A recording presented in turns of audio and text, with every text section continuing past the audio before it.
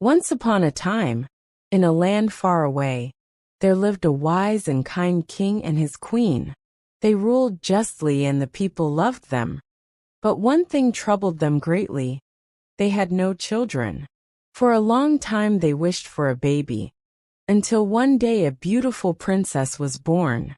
The whole kingdom rejoiced, and her parents named her Rose.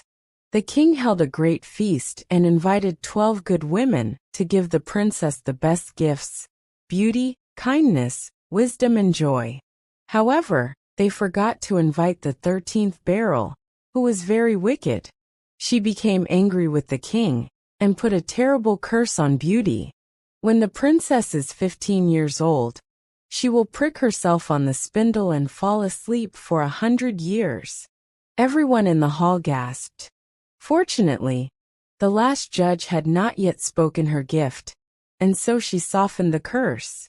The princess will not sleep forever, but only for 100 years. The king was horrified and ordered all the spindles in the kingdom to be burned.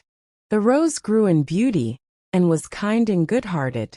On her 15th birthday, she was walking through the castle and came upon an old tower she had never seen before. She opened the heavy door and went inside. An old woman sat in a small chamber and stood on a spinning wheel. Rose, curious and excited, approached. "What are you doing?"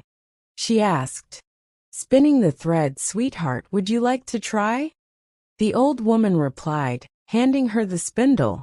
Rose took it in her hand, but no sooner had she touched it than she pricked her finger. Immediately she fell to the ground and fell asleep. As soon as Rose fell asleep, the whole kingdom fell into a deep sleep. Tall rose bushes began to grow around the castle, so thick that no one could get in. Years passed, and the story of the beautiful sleeping princess was carried around the world. Many princes tried to get to the castle, but the thorns were too thick. It wasn't until a long 100 years later that a young prince arrived in the kingdom. When he arrived at the castle, something magical happened. The rose bushes parted themselves and let him in. The prince walked through the sleeping kingdom to the tower where Beauty was lying. She was so beautiful that he kissed her tenderly. Then the spell wore off. Rose opened her eyes and smiled. At that moment, the whole kingdom woke up. The king and queen hugged each other happily. The cook continued cooking. The birds began to sing, and there was merriment everywhere. Soon the grand wedding of the prince and Rose took place, and the whole kingdom celebrated.